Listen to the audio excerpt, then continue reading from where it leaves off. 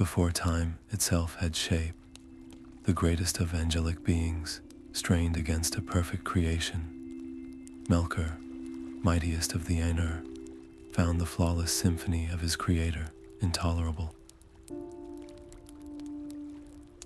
His spirit chafed within the timeless halls, not desiring harmony, but a theme of his own making, a symphony of power where his will alone was paramount. This single, discordant yearning would set in motion a conflict destined to echo through all of creation, a struggle for dominion that would mar the world before it even began. By the end of our journey, you will understand the true origins of evil in Middle Earth and the tragic cost of the first Dark Lord's rebellion. Where are you listening from right now, and what is the local time where you are? I always find it wonderful to hear how far and wide these stories reach. We will explore how a being of such immense power could choose a path of such utter destruction, and what his final, shocking fate reveals about the nature of evil itself. What does true power ultimately cost the one who seeks to wield it absolutely? That single note of defiance shattered the perfect harmony. As the great music of the Ainur unfolded, Melkor did not merely sing out of turn. He wove threads of conflict and domination directly into his part, a fiery and chaotic counter-melody designed to overwhelm the themes of his brethren. Where they built intricate patterns of light and life, he introduced chords of raw force and chilling cold. His desire was not for a different kind of beauty, but to mar the beauty of Iluvatar's design entirely, replacing it with a symphony where his will alone was the final thunderous note.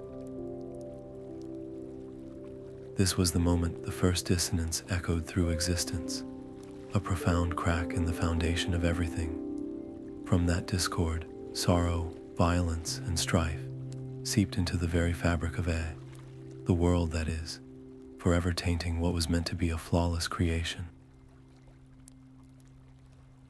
The fundamental conflict was no longer a quiet thought in Melkor's mind. It erupted into the open, a stark choice between joyful subservience to a higher plan and the desperate, solitary hunger for personal glory. The other Ainur were forced to react.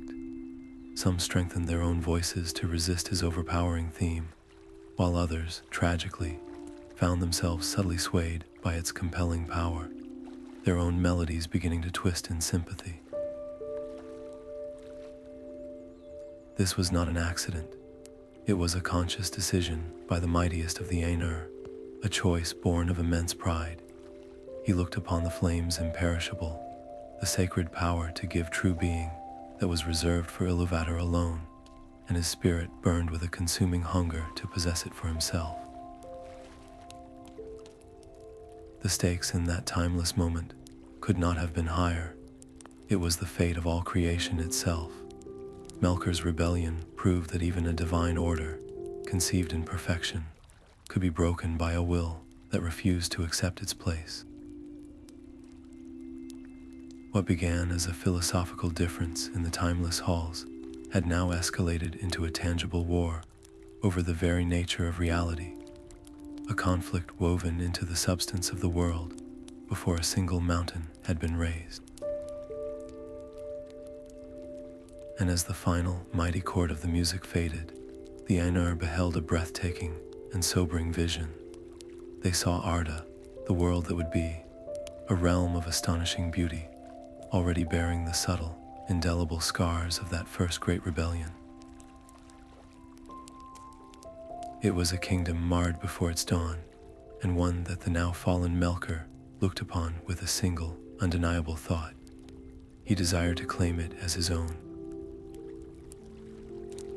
He was among the first to cross the threshold into the newborn world, a realm of raw potential, still swimming in twilight. Yet Melkor did not look upon this blank canvas with a desire to create alongside his kin. His first act was one of violent possession. With earth-shattering force, he razed the Iron Mountains, a jagged and menacing range meant not for beauty, but for domination. Beneath them, he delved the first deep pits, fortresses of shadow, where the light of the Valar could not easily reach. This was no longer a war of music, but a war for land itself. The other Valar, who had hoped to build a world of gentle order, found themselves transformed into guardians and warriors. Their days were now spent in a constant, wearying effort to mend the scars he left upon the world, to heal the broken plains and calm the raging seas he had stirred. They were no longer just architects. They had become the first protectors of a world already under siege. Melkor's ambition grew beyond mere territory. He made a fateful decision to pour a vast portion of his own immense spiritual power directly into the substance of Arda itself. He willed his discord into the very stone, the water, and the air, seeking to make the world an extension of his own rebellious will.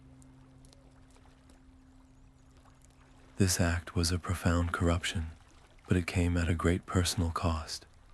By binding himself so completely to the physical world, he began the long, slow process of chaining his own spirit to the very thing he sought to dominate. He was becoming less of a free, divine being and more a prisoner of his own fortress, his power now irrevocably tied to the iron and stone he commanded. The entire future, the hope for elves and men to one day inherit a world of light and peace, now hung in a fragile balance, threatened by this deep and growing stain.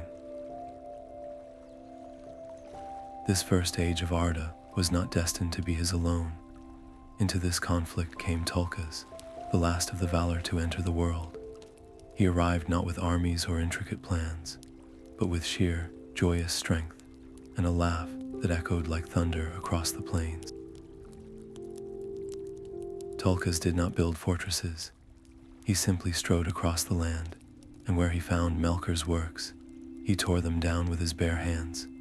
He was a force of pure, uncomplicated opposition, a power that Melkor, for all his cunning, could not directly confront. Humbled and enraged, the dark Vala fled from the light and the laughter, retreating into the deepest shadows of the world to bide his time. His first open war for dominion had ended in a stinging defeat. But Melkor was a being of immense patience and deeper spite. His next move would not be one of brute force. He would learn to work in whispers, in subtle corruptions, in the slow and patient turning of hearts. The war for Arda had entered a new and far more dangerous phase. Silence fell across the northern wastes, a deceptive calm that masked a gathering storm. In the forgotten fastnesses where the light of the Valar grew dim, Melkor retreated, nursing his wounded pride. He did not rage or roar. Instead, he learned to whisper. He watched from the shadows as his kin labored with a renewed sense of hope, raising two colossal pillars of light in the north and south. These were Ilúin and Ormel, the great lamps, whose brilliant rays bathed the world in a perpetual, gentle spring. The Valar, believing their adversary truly humbled, allowed themselves a moment of celebration, their vigilance softened by the seeming peace. This spring of Arda was a beautiful, fragile lie. Beneath the blossoming fields, in the deepest pits where the lamplight could not reach, a different kind of work was underway. Melkor, the great deceiver, had chosen a new weapon. Patience, he feigned repentance, all the while gathering to him the first of his servants. These were not yet armies, but shadowy spirits drawn to his power, and twisted monsters bred in the secret dark. their forms a mockery of the living things taking shape in the world above. The conflict had shifted from a war of open force to a cold war of hidden malice. Melkor understood now that to break the Valar, he would need to shatter their hope, not just their fortresses. He would let them build their perfect world, only to tear it down from within at the moment of their greatest triumph. The stakes were no longer just territory, but the very soul of Arda, its innocence and potential progress. The Valar established their first true dwelling in the center of the world, on the fair Isle of Almaran, illuminated equally by both lamps. It was a place of unparalleled beauty and harmony, a testament to what their collective power could achieve when unopposed. They gathered there, their guard lowered in celebration, their attention turned inward to their own joyous labors. It was precisely this moment, this fragile point of perfect peace, that the patient hunter in the north had been waiting for. From his dark fortress, he unleashed a force built not for a long campaign, but for a single, catastrophic strike. The blow fell with a sudden, shattering violence that broke the world. From the deep northern shadows of Utumno, Melkor unleashed his long-prepared assault. His forces struck not at the Valar directly, but at the very foundations of their light, targeting the colossal pillars of Iluin and Ormel. The great lamps wavered, then fell, and their immense, concentrated light poured out in a devastating flood across the unformed lands. This was not a battle for a fortress or a valley. This was an act of cosmic vandalism, a deliberate unmaking of the world's order. The perfect symmetry of Arda was irrevocably broken. The lands heaved and split, seas rushed in to drown vast regions, and the gentle spring was snuffed out in a single, cataclysmic hour.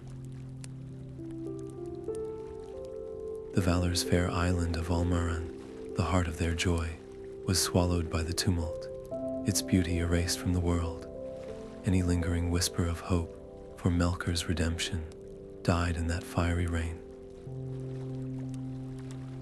This was not the act of a rival seeking a different design. It was the declaration of a black foe, an enemy to all creation. In that moment, he truly became Morgoth, the dark enemy of the world. His capacity for destruction was now proven to be absolute, capable of scarring the very face of the planet. Faced with this new, terrifying reality, the Valar were forced into a momentous and sorrowful decision. They would not attempt to rebuild in the heart of a world now poisoned by his presence. Instead, they made a great retreat, withdrawing to the farthest western edge of Arda, to a land they named Aman. There, beyond the impassable sea, they would raise the Pelori, the mightiest mountains in the world, as a permanent defense. Behind these walls, they began the long labor of building Valinor, a last blessed realm, shielded from the shadow. The world left behind was forever changed, a broken and darkened place. The stakes of the conflict had escalated beyond the Valar's own comfort. The entire future was now in jeopardy, for the world was no longer a safe cradle for the children of Iluvatar, whose coming had been foretold in the great music. It was into this wounded, chaotic landscape that the first elves awoke. Under the newly kindled stars, far from the guarded west, they opened their eyes at the mirror of Cuvianan. And from his ruined northern throne, the gaze of Morgoth, the black foe, turned toward them with a new and terrible hunger. The first elves awoke to a world of twilight and the gentle light of the stars. They were the firstborn, beautiful and filled with wonder, singing their first words by the shores of the Mirror of Cuvianan, but a shadow had already fallen upon their innocence. From his fortress, Morgoth learned of their awakening, and a new, more terrible ambition seized him. He could not create life, only mar it, and here was the perfect material for his malice. He dispatched his most shadowy servants, spirits of fear and shadow, to spy upon these new beings. The first emotion the elves ever felt beyond joy was a chilling dread as these unseen watchers moved through the trees. Then came the hunts. In the deep darkness, these malevolent spirits captured many of the firstborn, dragging them away to hidden pits and forgotten dungeons beneath the earth. There, in those lightless places, a long and sorrowful process began. Through torment and dark arts, these captured elves were broken, their spirits twisted, and their forms cruelly distorted. From this unspeakable hardship, a new, wretched race was born. The Orcs, a perpetual mockery of elvenkind, became Morgoth's foot soldiers, an army born from sorrow and dedicated to the defilement of all things good. This was no longer a war over land or light. It had become a battle for the very souls of Iluvatar's children. Morgoth's goal was now absolute domination, not just of the world, but of its inhabitants, seeking to enslave them or destroy their very essence. The spiritual fate of Arda itself hung in the balance. The creation of the Orcs represented a profound victory for evil, a corruption so deep it would haunt the ages to come. News of this profound suffering eventually reached the guarded lands of the West, stirring the Valar to a momentous and sorrowful decision. They could no longer remain apart. The time had come for open war, a direct assault upon the stronghold of Utumno, to rescue the firstborn and confront the first Dark Lord in his own terrible domain. The peace of Valinor was shattered not by an attack, but by a plea. Messengers brought word of the elves suffering under the shadow, of the hunts and the unspeakable corruptions taking place in Morgoth's pits. This news ignited a fire in the hearts of the Valar, a resolve that could no longer be contained by the Pelori Mountains. They would not stand by while the firstborn, Iluvatar's own children, were tormented. For the first time, the powers of the West marshaled their full might and marched forth to war. Their target was the dark fortress of Utumno, the very heart of the shadow in the north. This was not a subtle conflict of whispers or patience. It was a cataclysm made manifest, a direct confrontation that would decide the fate of all Middle Earth. The war that followed was a convulsion of the world itself. The Valar unleashed their divine power not merely against armies, but against the foundations of Morgoth's domain. The land heaved and split under the strain of their conflict. Great plains were shattered, seas rushed into new basins, and the very mountains of the north groaned and collapsed. This was the price of liberation, a geological scar that would remain for all time. After a long and devastating siege, the Valar broke into the deepest chambers of Utumno. There, in the heart of his own darkness, they confronted Morgoth and subdued him.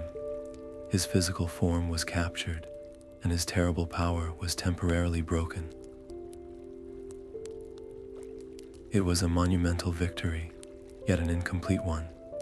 In the chaos of the final battles, many of his most terrible servants and deepest vaults of malice were overlooked, left to fester in the hidden places of the world. Faced with their defeated foe, the Valar made a fateful choice rooted in their nature. They showed mercy. Utter destruction was not their way, even for the black foe. Instead, they chose to imprison Morgoth in the halls of Mandos, a place of waiting beyond the world, sentencing him there for 3 long ages. They believed that even his spirit, given enough time and contemplation, might find a path toward healing. This act of compassion, however, would prove to be a profound miscalculation. It did not extinguish Morgoth's hate. It merely gave it a quiet, secluded place to grow, to fester and intensify over centuries until it became a poison, concentrated and pure. The long-term stakes of the entire conflict were secretly escalated in that moment of mercy. With the shadow in the north seemingly contained, the Valar turned their attention to the elves with a generous and protective offer. Fearing the remnants of Morgoth's influence still lurking in Middle Earth, they invited the elves to come and dwell with them in the undying light of Aman, the blessed realm. There they would be safe, able to grow and learn in a land untouched by any stain of darkness. It was an offer born of pure intention, a desire to create a perfect sanctuary for the children of Iluvatar. But this invitation, this hope for a perfect refuge, would itself become the source of a new and even greater sorrow, a division among the elves that would echo through the ages. 3 long ages passed in the halls of Mandos, a timeless confinement for a spirit of fire. Morgoth was forced to endure a torment far greater than any physical chain. He was made to witness the flourishing of the elves in Valinor, to see their cities of pearl and crystal rise under the light of the 2 trees, to hear their songs of joy and creation. This vision of a bliss he could not touch, a glory he could not corrupt, did not soften his heart. It fed a deep and festering envy until his hatred became a singular, all-consuming fire. The conflict within him was a silent, terrible war. He presented a facade of patient contemplation to his jailers, while within, his mind was a forge, hammering every slight and every moment of witnessed happiness into a new and intricate plan for revenge. This internal battle between feigned remorse and his true, burning malice was perhaps the greatest deception he ever wove. Out in the light of Aman, the long peace bred a different kind of danger. Believing the shadow truly vanquished, the Valar let their vigilance wane, and a profound sense of security settled over the land. For the Noldor elves in particular, this was a golden age of unparalleled achievement. Their skill in crafting and their thirst for knowledge grew to heights never seen in Middle Earth. They learned to shape stone and forge metal with a mastery that echoed the powers of the Valar themselves. Yet this very excellence carried a hidden cost. Unchallenged by any external threat, their pride began to swell. Ambition took root in the most brilliant minds, a quiet hunger for ever greater works and the secrets to achieve them. The peace was a beautiful garden, but one where the most vibrant flowers were beginning to grow poisonous roots. Morgoth watched this growing pride from his prison with a cold and calculating satisfaction. He saw his opening. The mighty Noldor, with all their power and knowledge, would not be conquered by armies. They could be toppled from within, turned into the very instruments of their own downfall. His decision was made not in a flash of rage, but in the patient stillness of his cell. He would perfect his mask of penitence, biding his time until the moment of his release. He would offer not defiance, but a carefully rehearsed humility. The stakes of this patient plot were far higher than his previous war. Where he once sought to break mountains, he now aimed to break the greatest of the firstborn, to corrupt their luminous spirits, and used their own magnificent power to lay waste to the blessed realm itself. His captivity had not tamed him.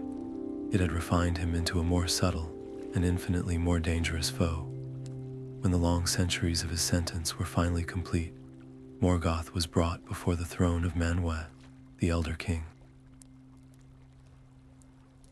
He did not stand in defiance. He knelt. His head was bowed, his voice a whisper of profound regret. He spoke of his long reflection, of the errors of his pride, and he humbly begged for pardon and a measure of freedom. It was a masterful performance, a lie woven from threads of truth, designed to appeal to the mercy that had always been the Valar's greatest strength, and in this moment, their most profound vulnerability. The storm that had been brewing in the heart of the prisoner was now hidden behind a mask of peace, and it was about to be unleashed upon an unsuspecting world. He knelt on the marble floor of the Ring of Doom, a picture of perfect remorse. His head was bowed, his mighty form diminished in a show of grief. Before Manwë, the Elder King, who sees further than any, Morgoth wove a tapestry of lies with a voice thick with feigned sorrow.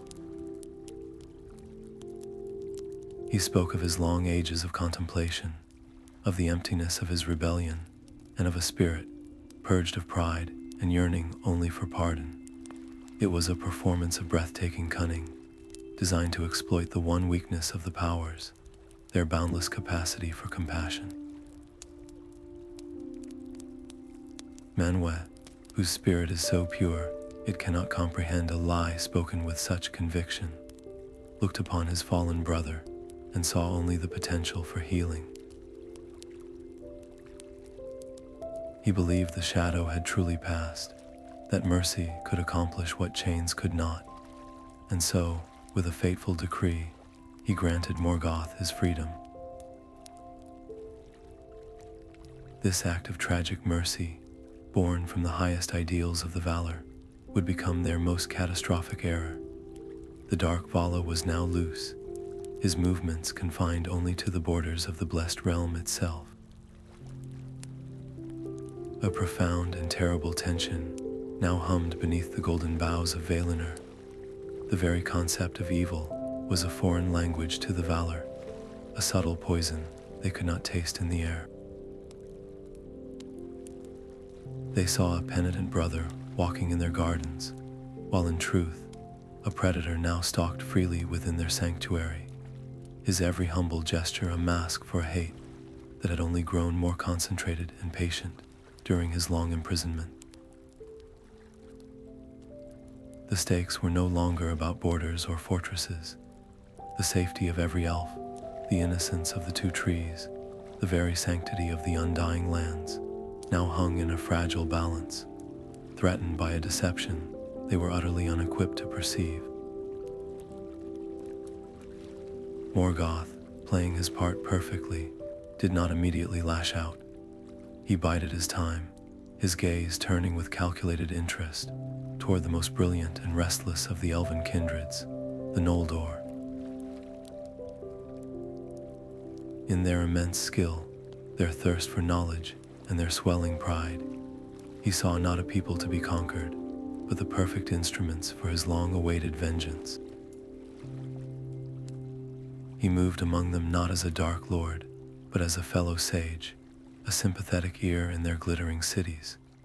Morgoth, wearing a form of wisdom and light, found his way into the company of the Noldor, and he began to speak in gentle, reasonable tones. His words were not commands, but carefully crafted questions. Why, he would murmur, had the Valar truly brought the elves to this distant land, so far from the wide lands of Middle Earth? Was it for safety, or was it for control? He suggested that perhaps the powers feared the elves, that they wished to keep them as perpetual children in a gilded cage, preventing them from ruling the vast kingdoms that were their rightful inheritance. This poison was subtle, a slow-acting venom that targeted the one vulnerability the Noldor possessed, their towering and restless pride. A shadow that no light from the trees could dispel began to fall upon their hearts, a mistrust that turned their gaze from joyful creation to suspicious calculation. This shadow found its deepest home in the House of Fëanor, the most gifted and fiery of all the Noldor. In Fëanor, Morgoth saw a spirit that burned with a familiar intensity, a pride so immense it bordered on a kind of divine arrogance. Here was a craftsman whose skill rivaled that of the Valar themselves, a mind that chafed at any limit placed upon it. Morgoth recognized in him a mirror of his own ancient rebellion, a perfect instrument of chaos, waiting to be tuned. The war was no longer one of sieges or volcanoes. It became a battle for the mind itself, a psychological conflict where Morgoth, the master of lies, expertly played upon the strings of elven ambition. He did not need to raise an army. He was turning the greatest of the elves into an army for him, their own magnificent spirits becoming the weapons of their own undoing. The stakes in this quiet war were infinitely higher than any physical destruction. The very unity of the elven people and the sanctity of their blessed home were now in jeopardy. Morgoth's truest victory would not be to conquer Valinor, but to convince its inhabitants to destroy it themselves. His whispers found the most fertile ground imaginable in the heart of Fëanor, feeding a deep-seated suspicion of the Valar and a fierce, possessive love for his own creations, especially the 3 Silmarils, those perfect jewels that captured the very light of the trees. The peace of the White City of Tirion, once filled only with music and craft, was now fractured by heated arguments and bitter words. This tension could not hold. The shadow of discord finally erupted into a shocking, tangible act. In a furious confrontation with his own half-brother Fingolfin, whom Morgoth's lies had painted as a rival for power, Fëanor's smoldering rage exploded. He drew his sword in the very heart of the elven city, openly threatening his own kin. The first metal drawn in anger in the blessed realm was not against a monster from the outside, but by one elf against another. The chain of events that would lead to an unimaginable tragedy was now irrevocably set in motion. The darkness that fell upon Valinor was not the gentle night they knew, but a suffocating, absolute blackness. With the Valar distracted by the strife among the elves, Morgoth struck his long-planned blow. He allied himself with the monstrous spider, Ungoliant, a being of pure hunger and shadow, and together they assailed the source of all light. From her foul essence, Ungoliant spewed a venom of pure void, a poison that seeped into the roots of the 2 trees, Tulpirion and Laurelin. Their radiant leaves withered, their golden and silver lights flickered and died, and an unbreachable gloom settled over the blessed realm. This was not merely an act of destruction. It was the murder of light itself, a calculated move to blind the powers and create the perfect shroud for his final, most personal crime. In that unnatural dark, while the Valar mourned the dying trees, Morgoth moved with a thief's purpose. He went to the stronghold of Forminos, where the exiled Fëanor had stored his greatest treasures. There, Morgoth confronted Fëanor's father, the noble King Finwë, who stood alone in defense of his son's house. In a moment of ultimate violation, Morgoth struck him down. This was not a battle between rivals. It was a brutal, personal murder, the first violent death in the Undying Lands. With the king fallen, nothing stood between the thief and his prize. He shattered the doors, seized the 3 Silmarils, and fled into the waiting darkness, the only living things that still held the pure, untainted light of the lost trees, now clutched in his burning hand. This single act transformed the conflict forever. Morgoth was no longer a whisperer in the shadows or a strategist of discord. He had revealed himself as a blatant murderer and thief, forcing a final, irrevocable break. His decision was driven by a terrible logic. He coveted the jewels not just for their beauty, but as the ultimate tools of domination. They contained the last living light of Valinor, a power he could neither create nor imitate. By possessing them, he believed he could control the very symbol of hope and purity, holding it hostage within his fortress of despair. The war was now profoundly personal.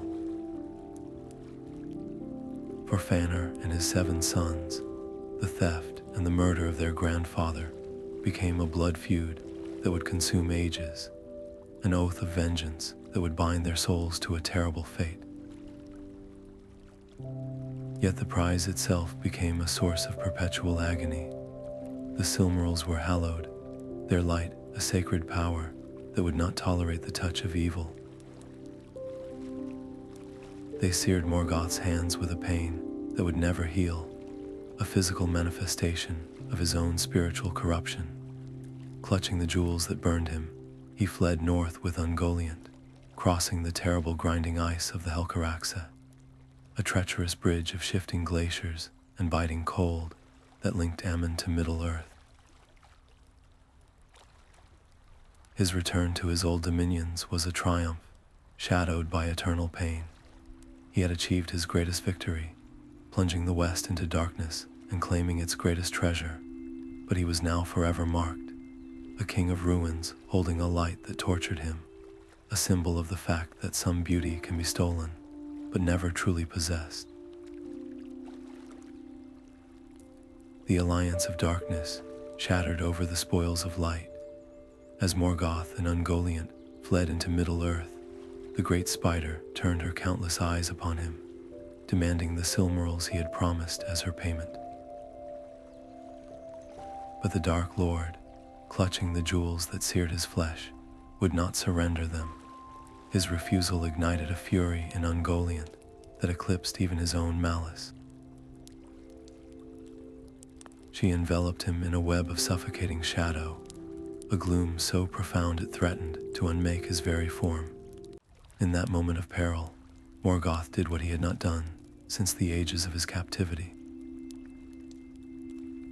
He unleashed a cry of sheer, desperate power, a shout of terror and command that tore through the earth and echoed in the deep places of the world. From the ruined pits of his ancient fortress, Angband, his most terrible servants heard their master's call. The Balrogs, spirits of fire and shadow, who had hidden from the Valar's wrath, erupted from the depths, their whips of flame cutting through Ungoliant's darkness. Driven back by their fury, the great spider retreated into the forgotten corners of the world, her hunger eternally unsatisfied. Escorted by his fiery guard, Morgoth passed at last through the mighty gates of Angband, a fortress he had secretly rebuilt and fortified to a scale beyond even ancient Utumno. His first act upon his dark throne was one of supreme symbolism. He set the 3 Silmarils into a crown of black iron, a terrible diadem that glowed with the stolen light of Valinor. This was not merely a display of treasure, it was a declaration. He proclaimed himself the God King of Middle Earth, his right to rule symbolized by the very essence of the paradise he had defiled. The primary conflict had now irrevocably shifted. No longer a shadow in the blessed realm, he was an open tyrant upon a continental stage, his gaze fixed on the lands he intended to subjugate. To make his fortress impregnable, he committed his vast power to a work of terrifying industry.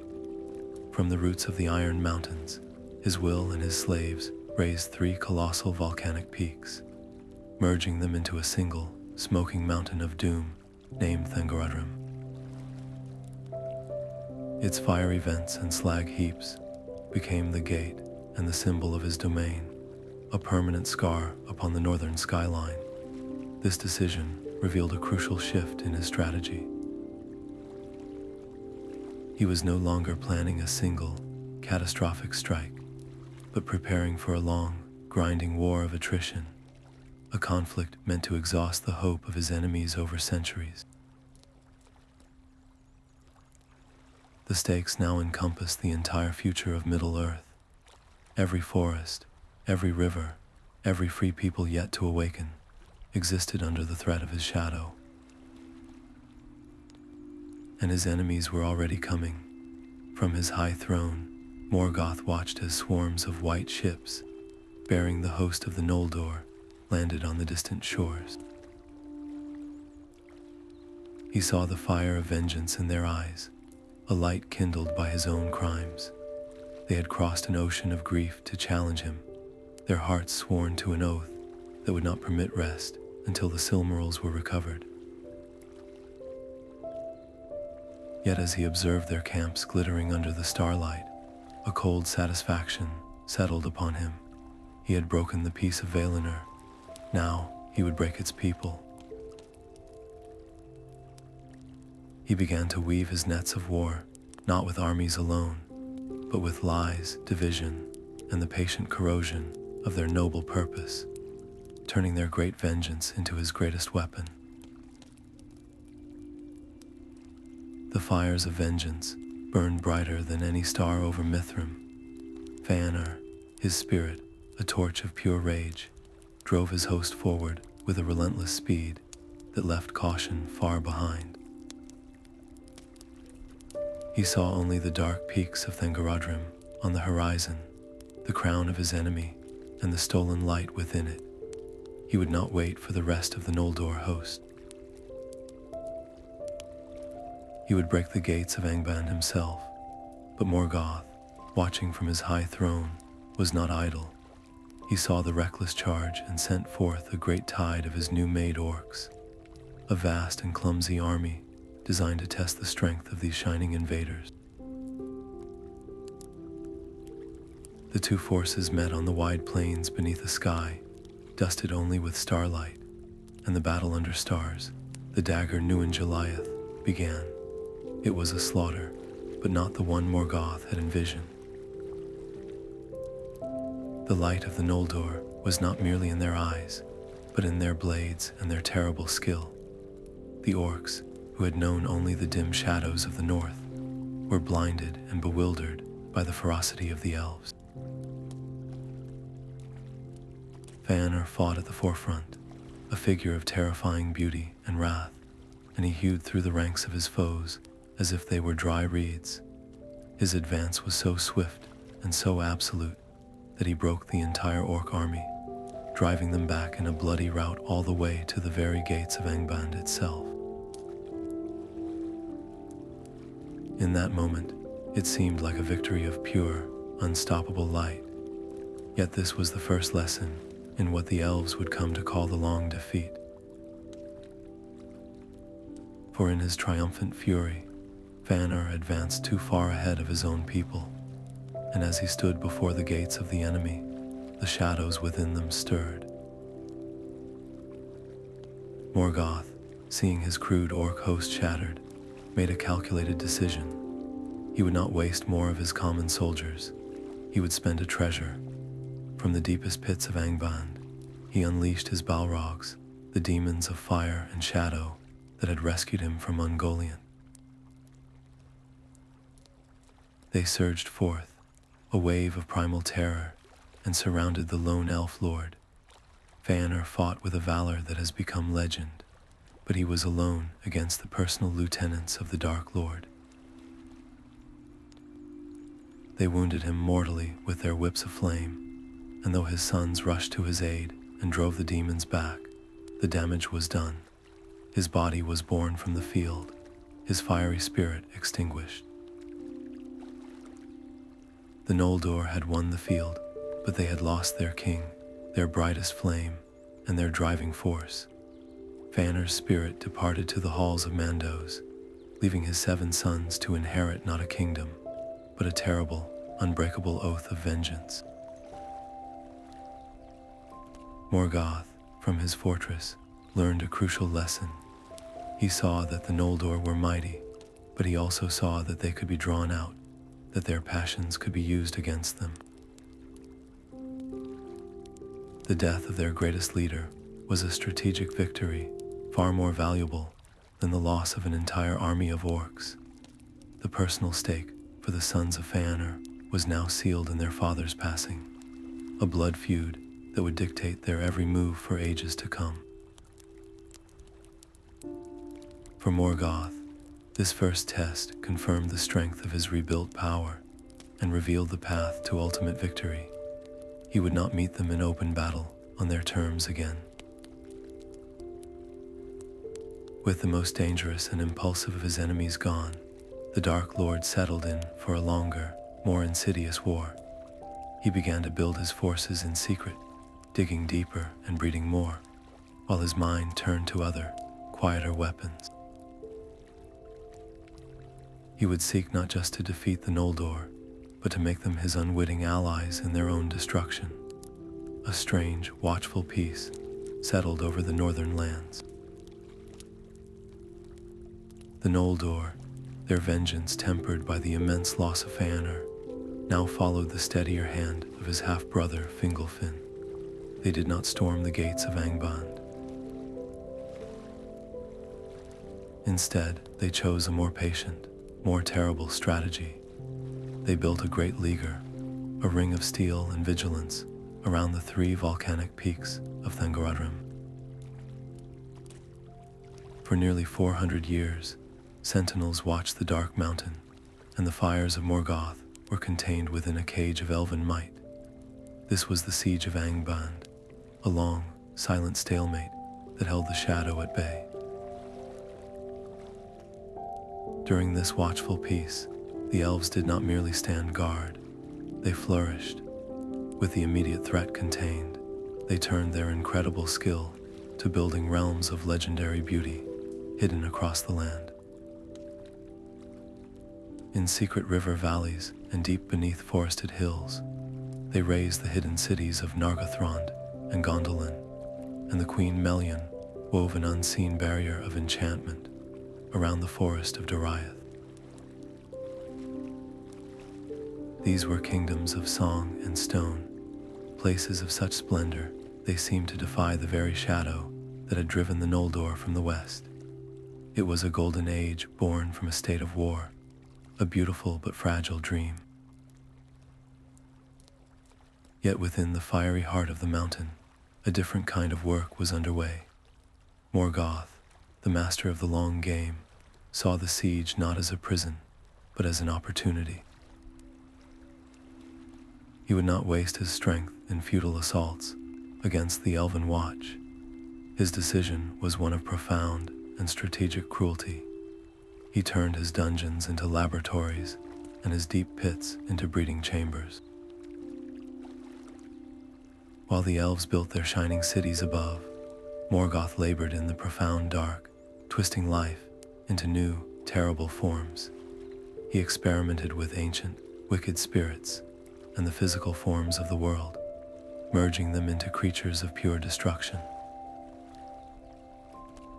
The most fearsome of these were the dragons, great serpents of flame and scale, whose very breath was a weapon.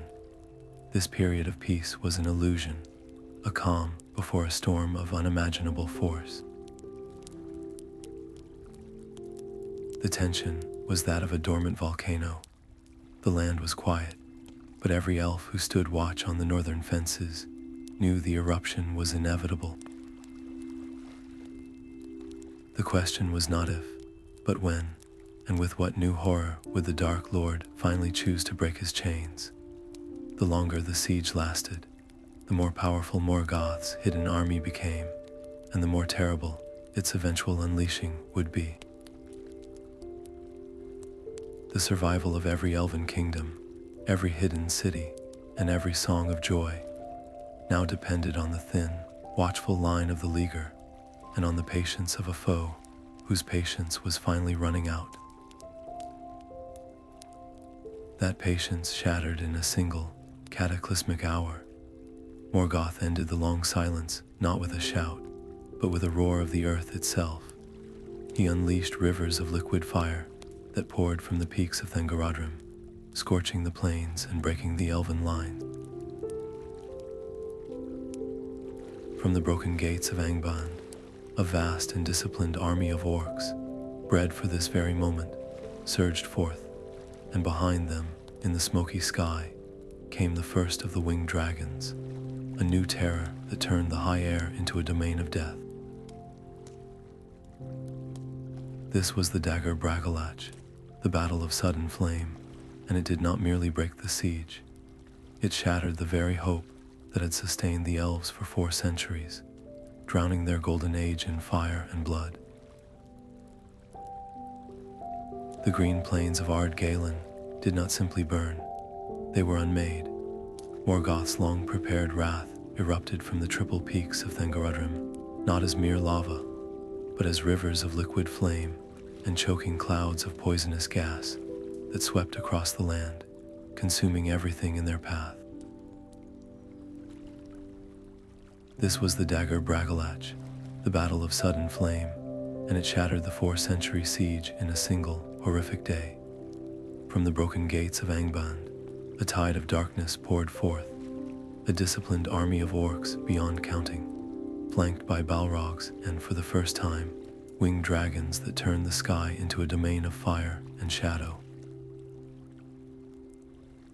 The carefully maintained leaguer of the elves, a ring of watchfulness and hope, was instantly overrun.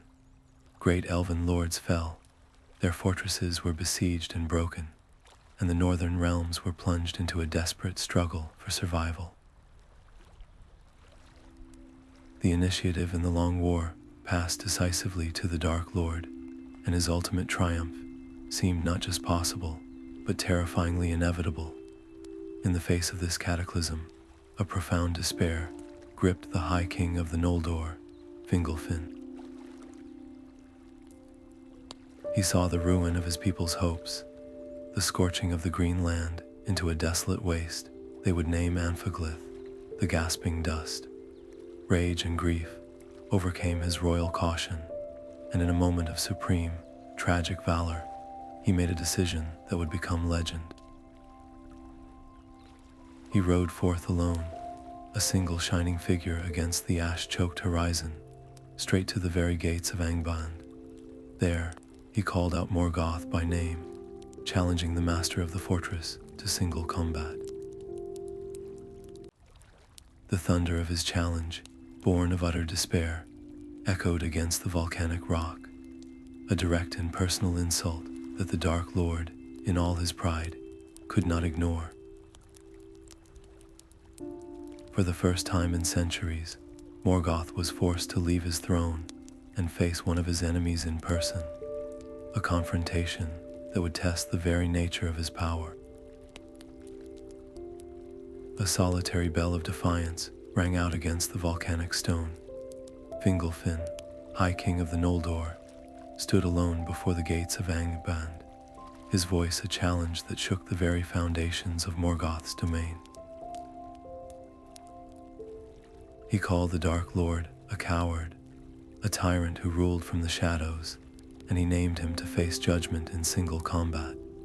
This was no strategic maneuver. It was the raw, desperate cry of a king who saw his people's hope turning to ash, a personal gamble against the very heart of darkness. The sheer, audacious insult of it, the profound personal nature of the challenge, was something Morgoth, in all his immense pride, could not ignore. To remain hidden would be an admission of fear before all his servants, and so, with a rumble that signaled not just anger, but a kind of shamed fury, the massive gates began to open. Morgoth emerged not as a spirit of fire, but as a mountain of black, clanging armor, a walking fortress wielding Grond, the hammer of the underworld. Each of his steps was like the fall of a hill, and the shadow he cast was a physical weight. The duel that followed was a dance of impossible scales, a sublime tragedy of lightning against a continent. Fingolfin, swift and desperate, darted around his foe, and with his shining blade Ringel, he struck 7 times. Each wound was a searing gash of pain, for this was no ordinary sword, but a weapon forged in the undying light of the West for this very moment. 7 times Morgoth roared, and each cry of the Dark Lord echoed across the land, a tremor of shock that told every elf and orc that their master was not invulnerable. He could be hurt, he could be made to feel pain, yet the outcome was inevitable. Weary from his efforts, Fingolfin stumbled, and in that moment, Morgoth brought his massive shield down upon him, crushing him to the earth. Then, with the final, terrible blow from Grond, he slew the Elven King. But this was a victory that tasted of ash.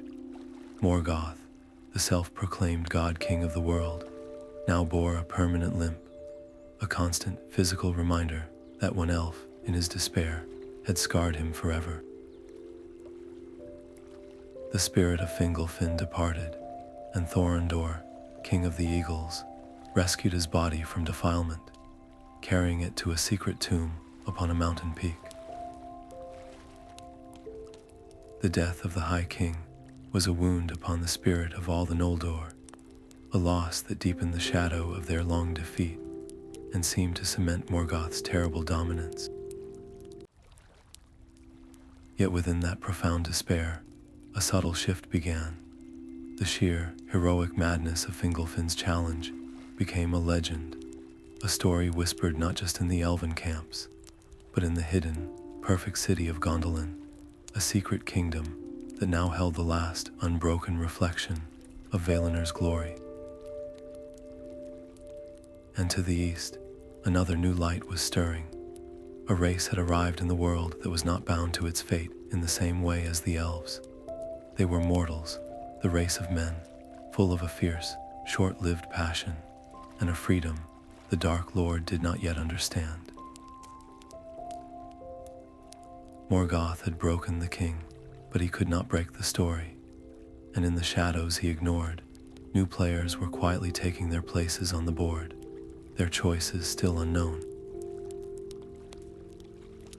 From the ashes of despair, a fragile new hope was forged. Maedhros, eldest son of the fiery Fëanor, looked upon the scattered strength of the free peoples and saw a single, terrible truth. Alone, each kingdom would inevitably fall to the endless tide from Angband, but united, they might muster a force to challenge the very darkness. He set aside ancient grudges and pride, sending messengers to every corner of Beleriand. His call was answered by the dwarves of the Blue Mountains, whose smiths could forge weapons of unmatched power, and by the 3 houses of the Edain, the race of men whose mortal courage burned with a fierce, new fire.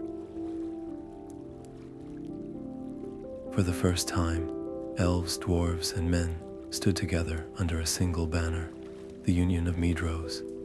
It was the greatest army of light ever assembled, a gleaming spear pointed directly at the heart of the shadow. Morgoth, watching from his throne, felt a tremor of genuine alarm. This was not the desperate charge of a single king. It was a coordinated, calculated threat that could truly break his dominion. He saw the hosts gathering, their different banners flying together, and knew that open battle against such a unified front would be a gamble of the highest order. His decision was a masterstroke of his ancient cunning. He would not meet their strength with his own, not at first. Instead, he would pour poison into the well of their alliance, using their unity as the very instrument of its own undoing. His whispers slithered through the camps, sowing seeds of doubt and ancient prejudice. He reminded the elves of the short, fleeting lives of men and their susceptibility to fear. He murmured to the dwarves of the pride and perceived arrogance of the elven lords. The tension within the Union was a carefully laid fuse, and Morgoth held the spark. The fate of the entire First Age now hung in the balance, a single, decisive conflict that would decide whether light would endure or be extinguished forever. The stage was set for the cataclysmic battle that would be known as the Nirnaeth Arnoediad, the battle of unnumbered tears, and into this tinderbox of hope and suspicion, Morgoth's deceit found a most willing ear.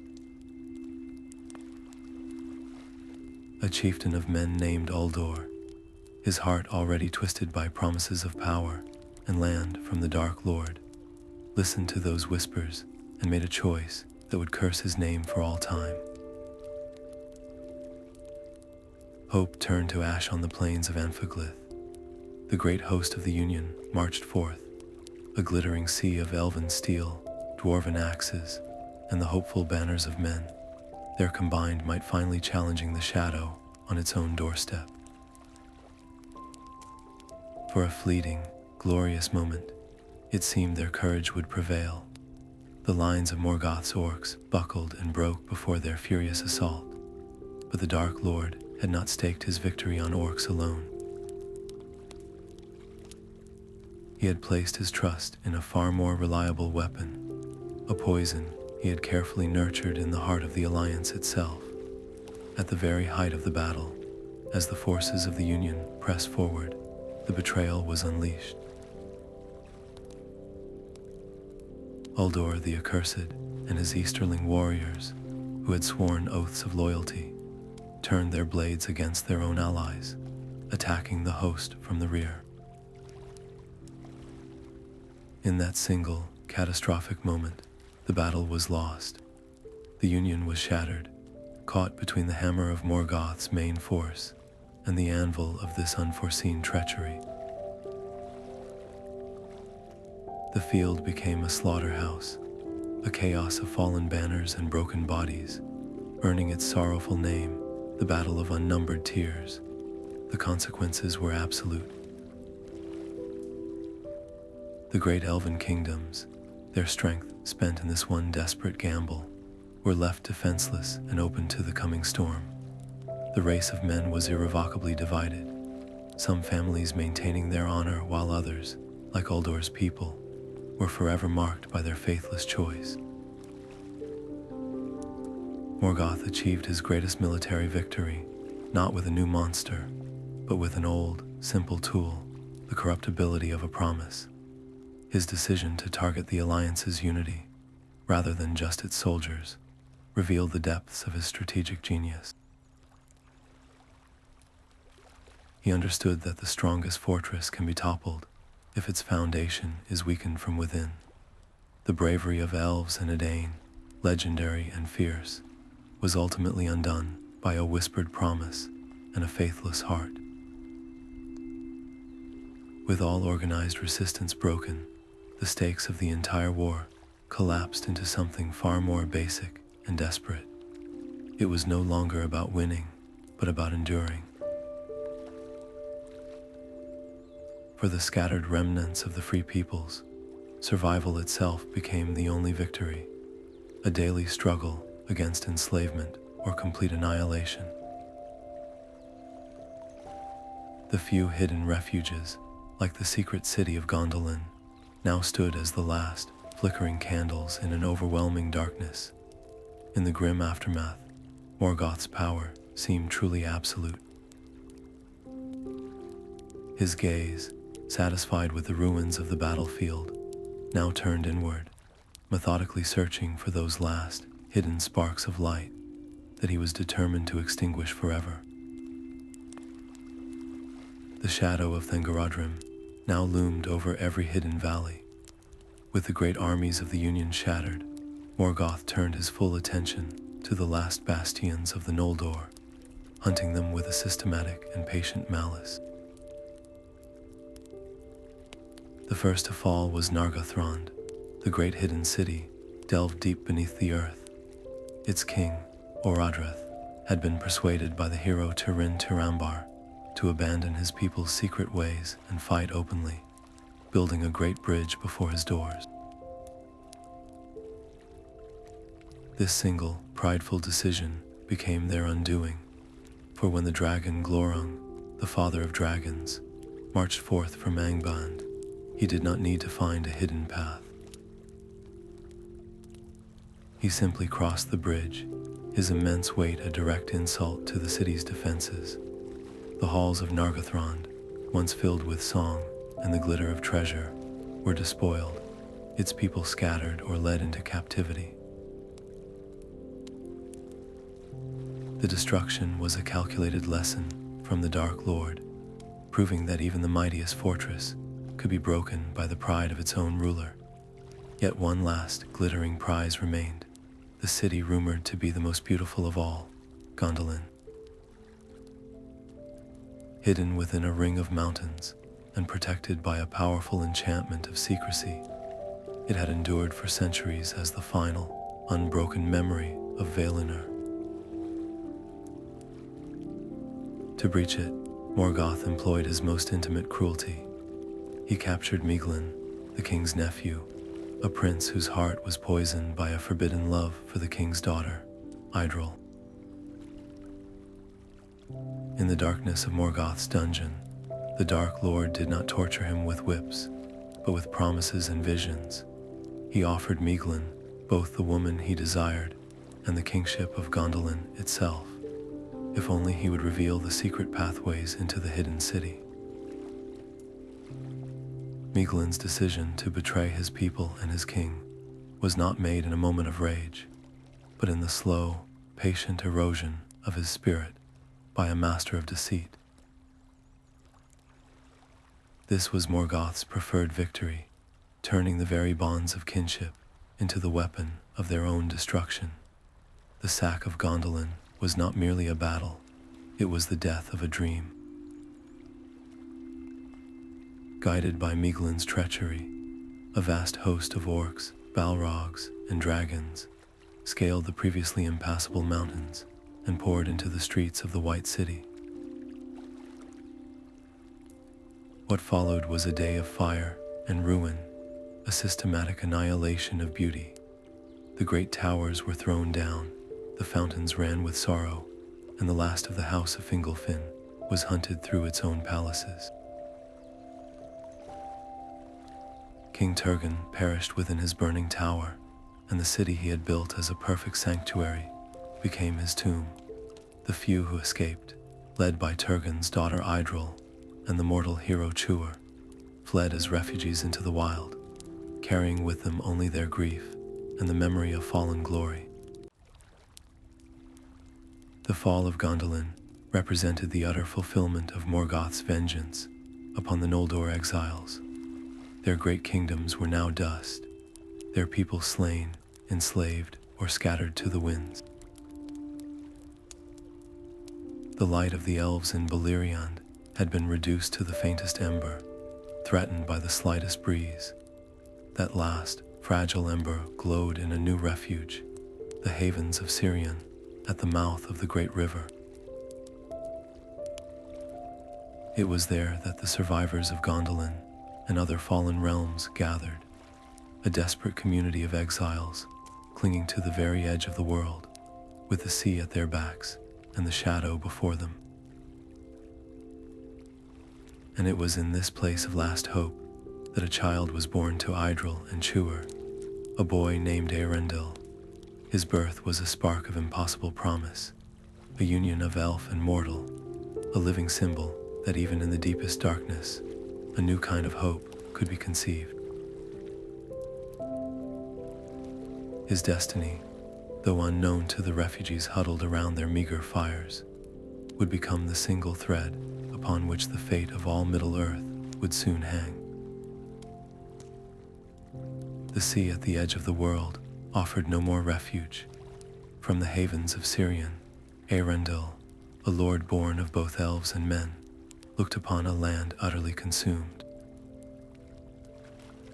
The great kingdoms were dust, and the shadow was closing in on their final sanctuary. In this moment of ultimate despair, a profound decision was made, one that would break the ancient laws of the Valar themselves. He would not wait for the end.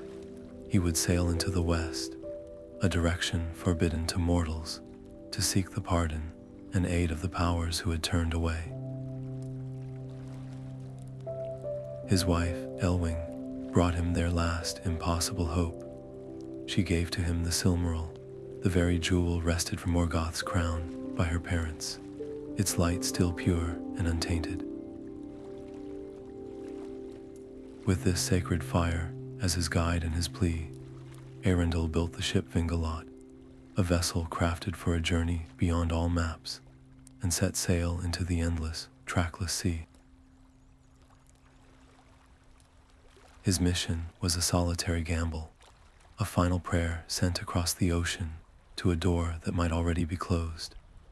The fate of every remaining free being in Middle Earth now rested on the courage of one mariner and the compassion of those he sought.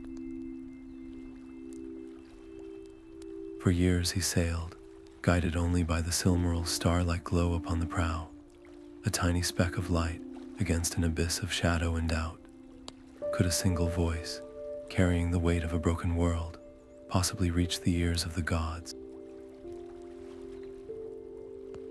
The answer awaited him in a land of light he had only known in stories. After a passage of immense hardship, Vingalot at last found the shores of Aman, the undying lands. But this was no triumphant arrival. Eärendil, a half-elven mortal standing on the sacred ground, did not come as a conqueror or a king. He came as a supplicant, his face weathered by salt and sorrow, his plea simple and direct. He begged not for victory, but for mercy for those he had left behind. The light of the Silmaril, born not in a crown of tyranny, but on the breast of a humble petitioner, shone with a clarity that pierced the long isolation of the Valar. It was a light that told a story of unyielding courage amid total ruin, a testament to a hope that refused to be extinguished. That light, and the raw, honest plea it illuminated, moved the hearts of the powers in a way that no army or argument ever could. They looked upon Eärendil and saw the living embodiment of their own failure to protect the world and the enduring resilience of its children. The Valar's decision was momentous. Their long age of non-intervention was over. Confronted with the evidence of Morgoth's near-total victory and this transcendent appeal for help, they resolved to take up arms once more. The conflict was no longer a regional war in the north of the world. It was about to become a divine judgment, a war of the gods that would decide the final fate of the first Dark Lord and reshape the very continent. The host that gathered in the west was of a scale and power unseen since the breaking of the First World, and when their fleet landed upon the shores of Beleriand, their collective power illuminated the land like a sudden, terrible dawn. From the depths of Angband, Morgoth, who had believed himself the uncontested master of all Middle Earth, felt a chill he had not known since the ages of the stars. It was the cold, unmistakable grip of true fear. The sky above Angband did not darken with clouds, but with the coming of the Valar.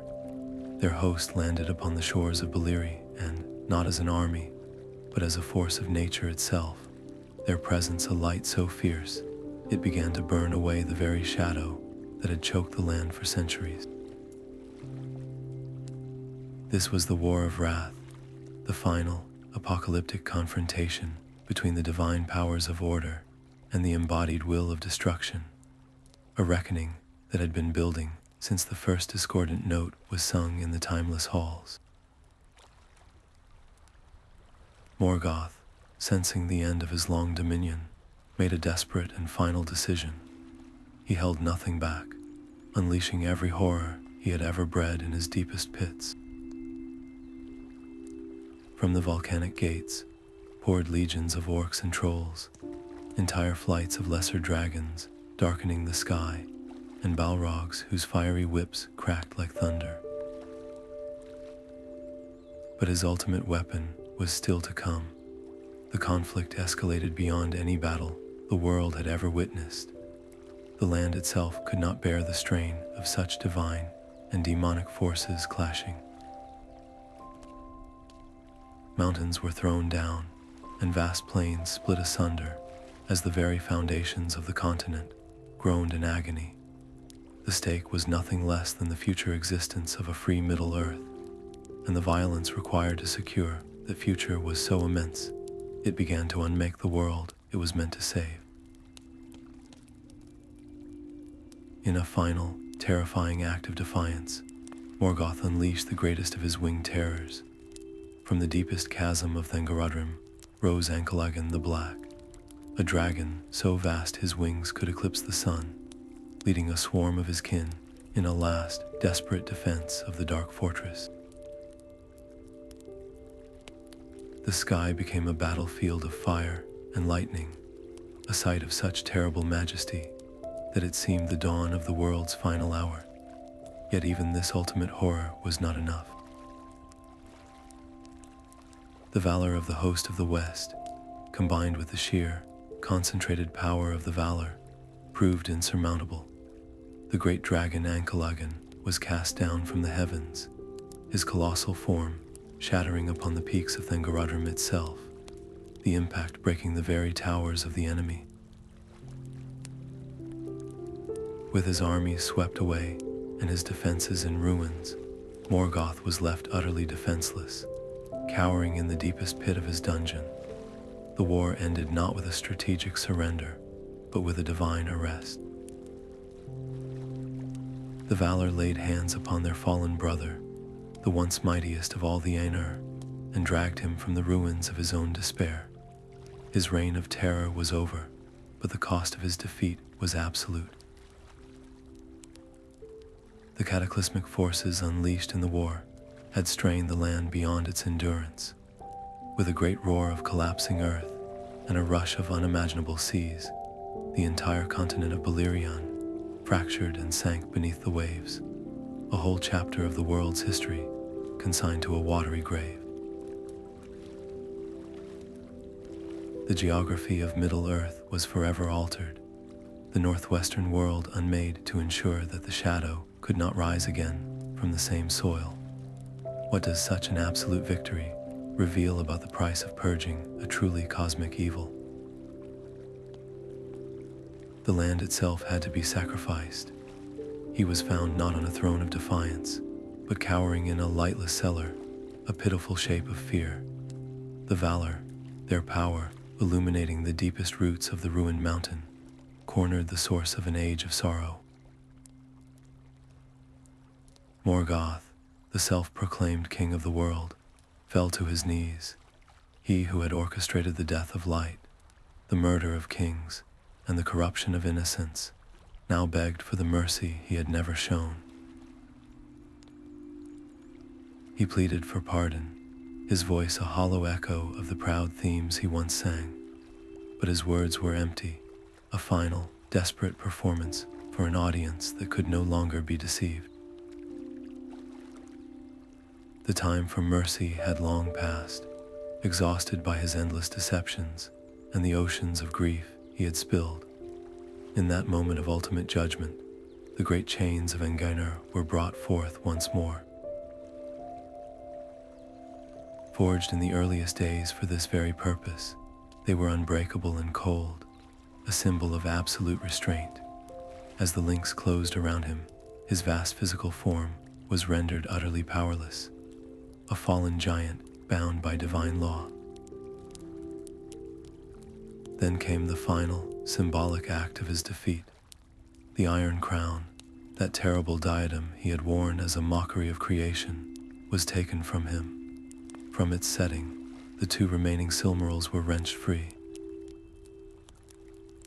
The pure light they had held captive for so long blazed forth anew, searing the oppressive gloom of his dungeon. This was not just the reclaiming of treasure. It was the restoration of sacred beauty, a sign that his reign of terror was truly, definitively over. Yet the Valar faced a profound choice. What does one do with a being of such primordial power, a spirit who is evil itself? They decided that utter destruction was not their right, for he was a being of creation, however fallen. Instead, they would execute a final, permanent judgment. He was thrust through the door of night, an ancient gateway at the very edge of the world, and cast into the timeless void beyond the walls of the world. This was not death, but eternal exile. He was shut out from the world he had sought to dominate, imprisoned in a nothingness from which he could not return, his malevolent will severed from the living tapestry of Arda. This act was the ultimate stake for the future of Middle Earth. It was the necessary, surgical removal of the primary source of the world's corruption, the only way to ensure that the races of elves and men could have a chance to build their own destinies, free from the shadow of a god-like tyrant. But as the echoes of that cosmic banishment faded, a quieter, more insidious truth remained. Morgoth was gone, but his shadow lingered. His most cunning lieutenant, Sauron, who had first feigned repentance only to flee the final battle, had escaped the Valar's sweeping judgment.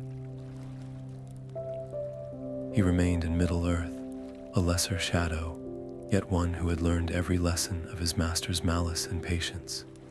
With the thunder of war faded into a profound and uneasy silence, the Valar gathered in the Ring of Doom.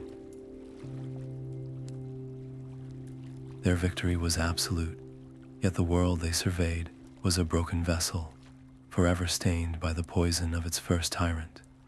The great continent of Beleriand lay beneath the waves, a permanent memorial to the cost of victory. But the council now faced a more delicate task than war. They had to decide the fate of the survivors and the future governance of a world that was now, in its very substance, flawed. Morgoth was gone, but his marring lingered, a spiritual sickness woven into the hearts of all beings and the stone beneath their feet. The primary conflict had shifted from a war of armies to a long, quiet struggle against this enduring shadow. The stakes were the very possibility of hope in a permanently wounded world. Their first profound decision addressed the unique nature of Eärendil and Elwing, the half-elven couple whose plea had saved Middle-earth. The Valar offered them and their children a choice unlike any given before. They could embrace the immortal life of the elves and dwell in the undying lands, or they could accept the mortal fate of men and pass beyond the circles of the world. This was a gift of self-determination, a recognition that love and courage could forge a new path outside the ancient orders. Elrond and Elros, their sons, stood at this crossroads, their choices destined to shape ages yet to come. Next, the Valar turned their compassion to the Edain, the race of men who had remained faithful through the long darkness.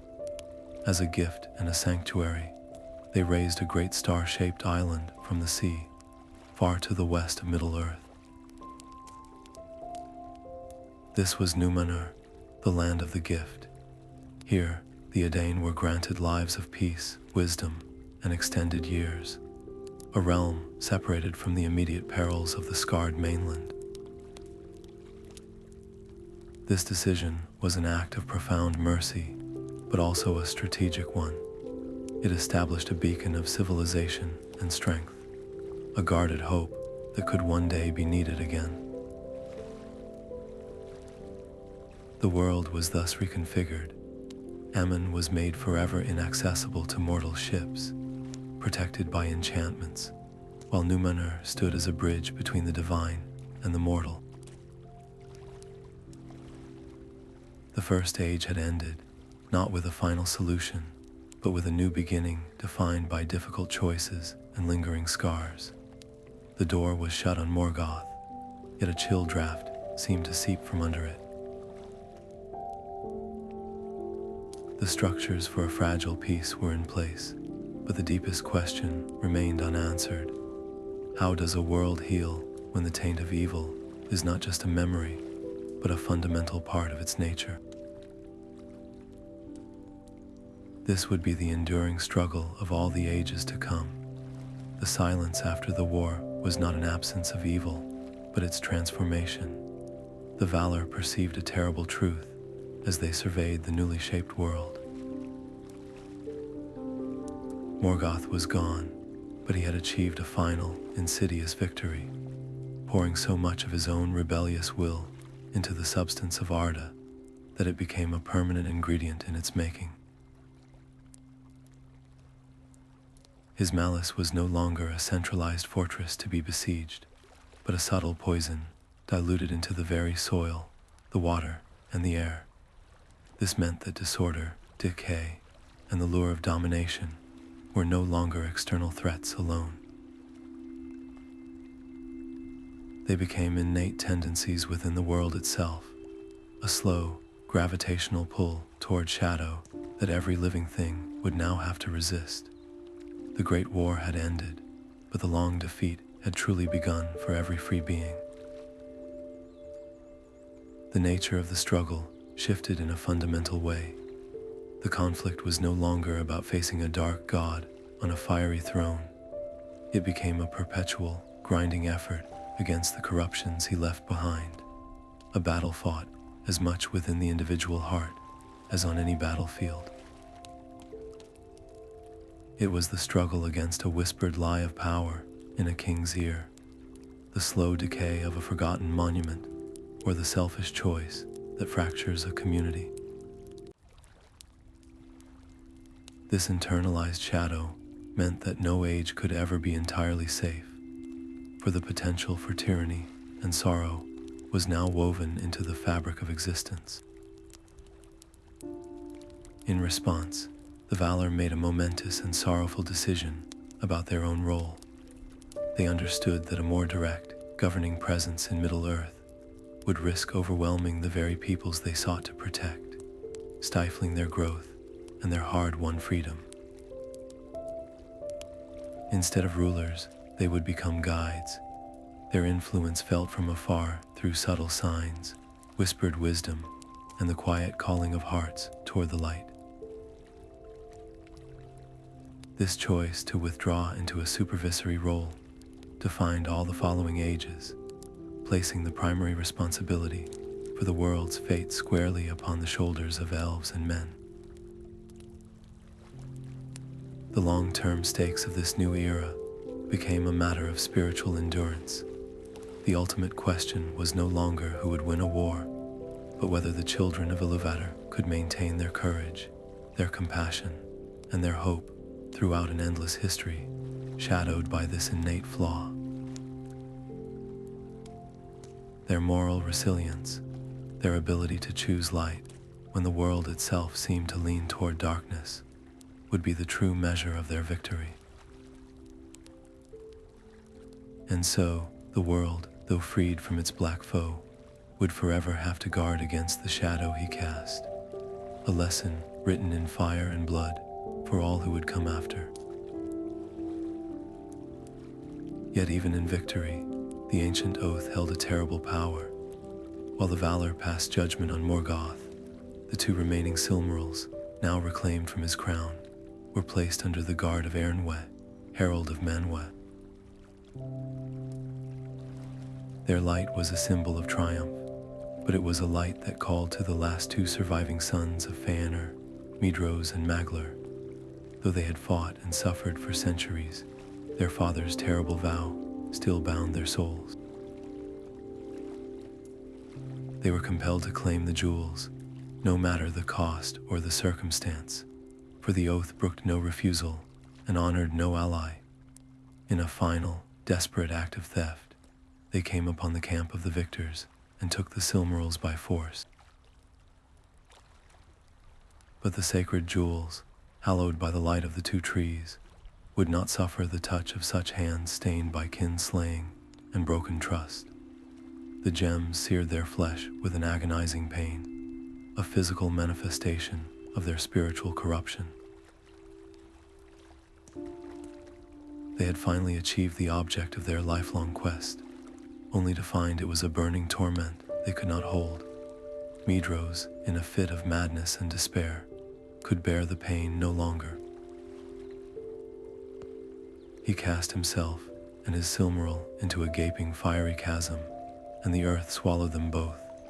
Maglar, his spirit broken by an age of loss, could not bring himself to the same end. Instead, he stood upon a desolate shore and threw his jewel into the vast, waiting sea. He then turned and wandered alone along the coasts of the world, his voice raised in an everlasting lament for the tragedy of his house. This final act closed the long and sorrowful story of the Silmarils. The last tangible remnants of the pure, unmarred light of Valinor were lost, one to the heart of the earth, and the other to the depths of the ocean. Their loss symbolized the utter end of the Noldor's tragic quest in Middle Earth, a quest that began in pride and rebellion and concluded in this ultimate, desolate price. The world had been saved from a dark lord, but it was now a world without that pure light, forever diminished. The enduring poison of the oath had finally run its course, demonstrating the impossibility of ever truly reclaiming a lost innocence once it has been willingly forsaken.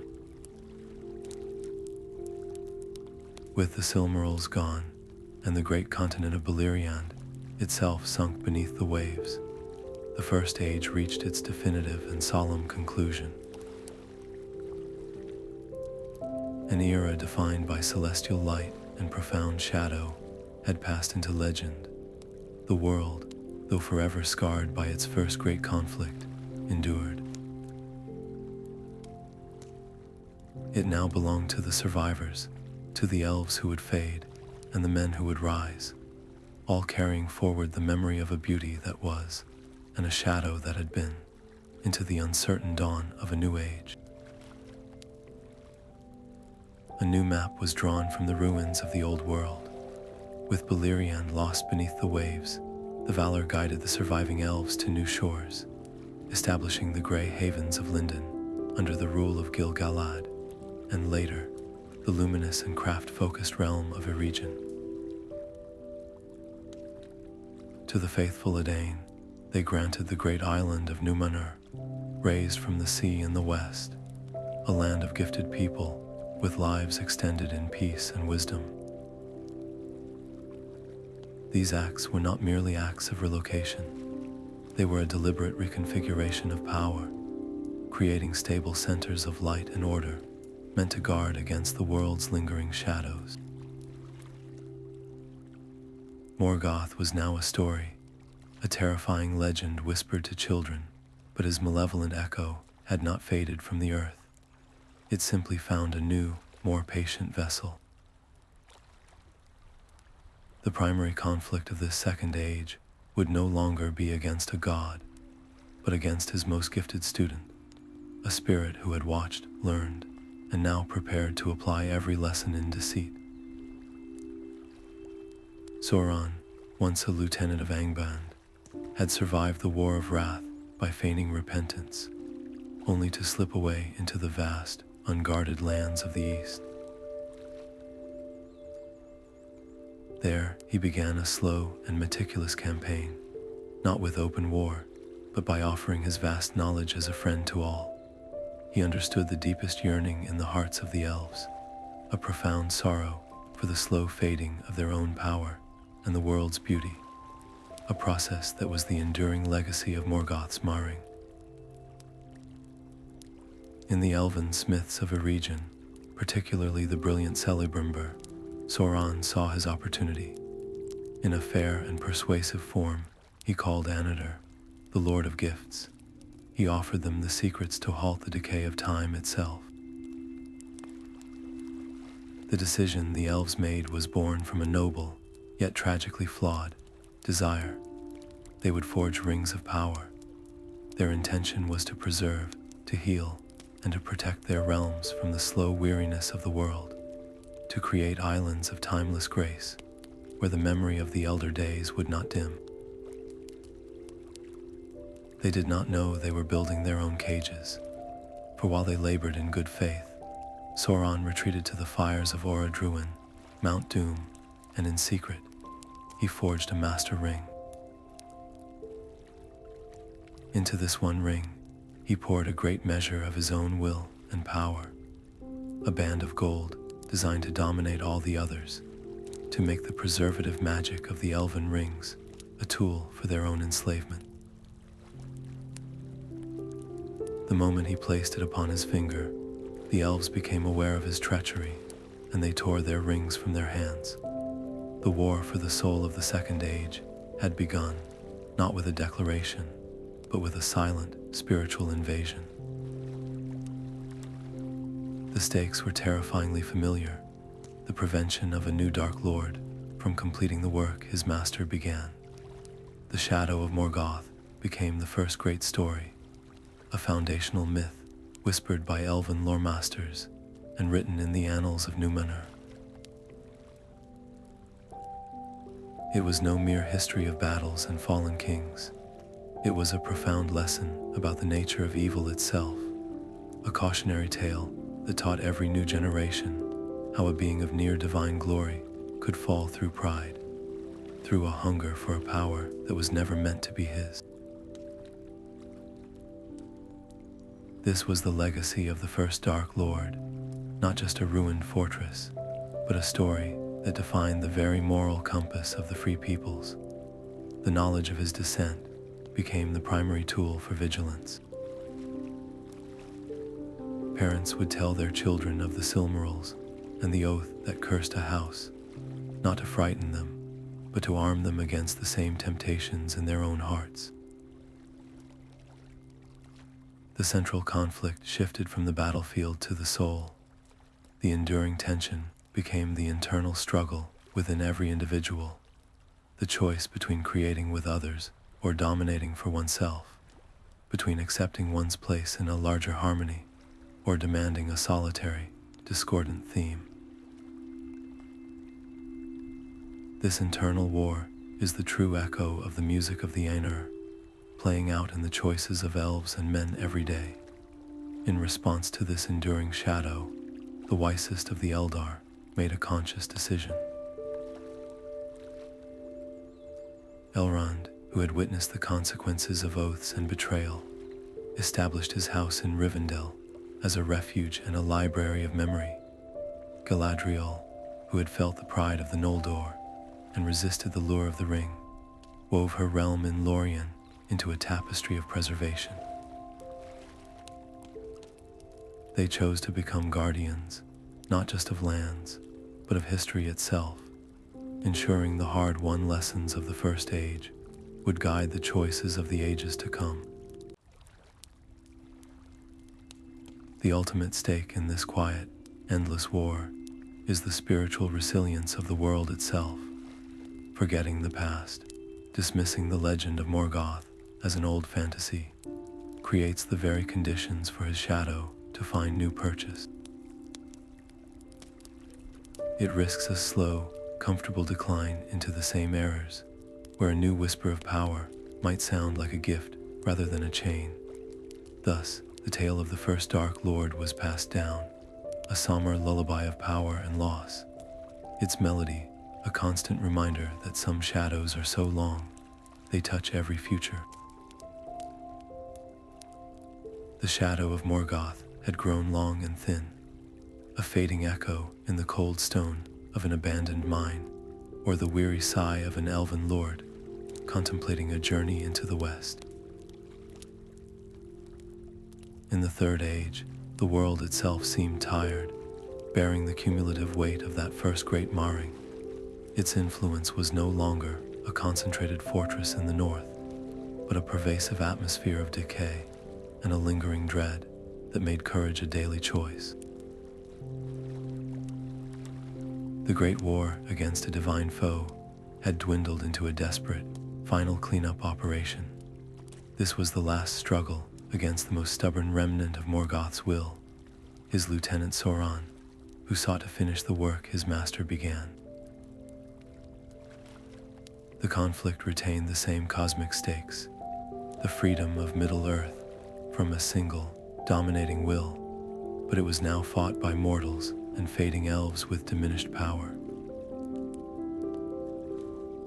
Could a hobbit's loyalty achieve what entire armies of the First Age could not?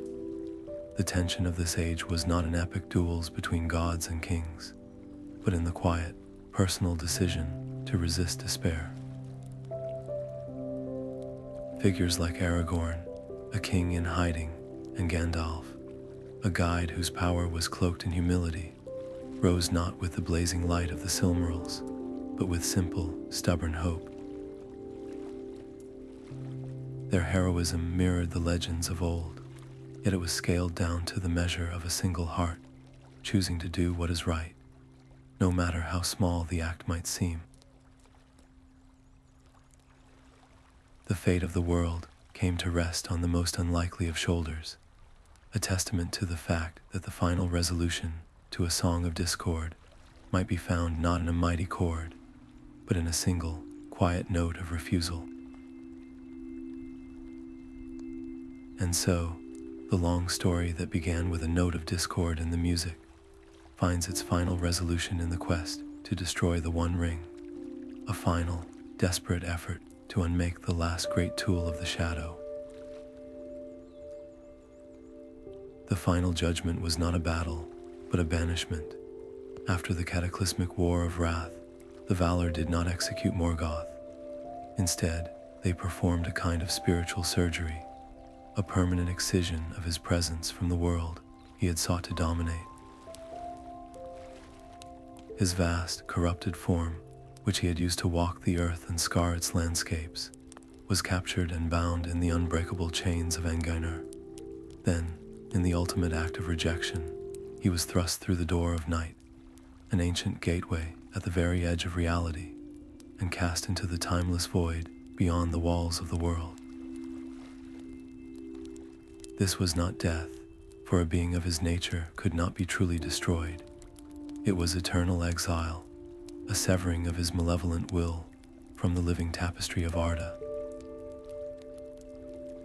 His power to directly command armies, to raise volcanoes, or to walk among elves and men as a dark god was shattered forever. The primary source of the world's misery was at last removed. Yet his absence did not restore a state of purity. The world that remained was fundamentally different from the one first sung into being. Morgoth's enduring legacy was his marring, a profound corruption he had achieved by pouring so much of his own power and rebellious spirit into the very substance of the planet. Think of it not as a stain on the surface, but as a poison diluted into the water table, affecting everything that draws from it. This is why the world knows decay, why plants wither, why metals rust, and why the hearts of the free peoples can still be tempted by greed and the desire to dominate. The shadows in the deep woods, the harshness of the untamed mountains, the slow fading of all things beautiful, these are the echoes of his terrible will, the lingering scars of his reign. What does this final act reveal about the nature of such a cosmic conflict? It shows that even a victory of absolute power cannot fully undo a work of profound corruption. The Valar could remove the architect of the darkness, but they could not erase the blueprints he had etched into the world's foundation. This is the lasting cost of overcoming such evil, a cost borne by every generation that follows. The world was saved from its master, but it would forever be a world that required courage, vigilance, and the constant choice to nurture light in a soil that remembers shadow. The long struggle against the darkness did not end with Morgoth's fall. It simply changed its form, becoming a quieter, more personal battle fought in the hearts of all who would call Middle Earth home. Morgoth's final legacy is a world forever changed, a creation where beauty is now inseparable from sorrow. His long rebellion did not simply end with his exile. It left a permanent scar upon the substance of Arda itself. The poison of his will seeped into the very foundations of the world, meaning that decay, conflict, and the temptation to dominate are no longer external invasions, but possibilities woven into the fabric of existence. The spring that once watered a perfect garden now flows through soil that remembers a shadow, and every flower that blooms does so in a world that also knows the certainty of winter. This is the profound and lasting cost of his war against creation, a marring that ensures no age can ever be entirely safe from the echoes of his discord.